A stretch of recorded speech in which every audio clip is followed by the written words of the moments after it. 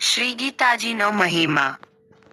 ખરેખર તો શ્રીમદ્ ભગવદ્ ગીતાના મહાત્મ્યનું વર્ણન કરવાનું કોઈનામાને સામર્થ્ય નથી, કારણ કે આ એક ઘણો રહસ્યમય ગ્રંથ છે.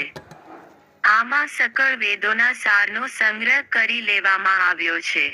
આની સંસ્કૃત ભાષા એટલી તો સુંદર અને સરળ છે કે ઘણો ઓછો અભ્યાસ કરવાથી માણસ એને સરળતાથી સમજી શકે છે, પરંતુ એનો આશય એટલો ગંભીર છે કે આજીવન નિરંતર અભ્યાસ કરતા રહેવા છતાં એનો આરો નથી આવતો.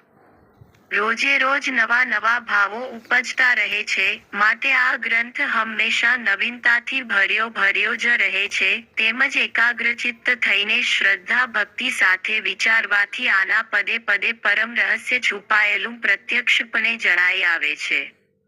ભગવાનના ગુણ, પ્રભાવ અને મર્મનું વર્ણન જેવું ગીતાશાસ્ત્રમાં કરવામાં આવ્યું છે, એવું અન્ય ગ્રંથોમાં મળવું મુશ્કેલ છે, કારણ કે મોટા ભાગના ગ્રંથોમાં ઘણે ભાગે કંઈ ને કંઈ સાંસારિક વિષય ભરેલો રહે છે.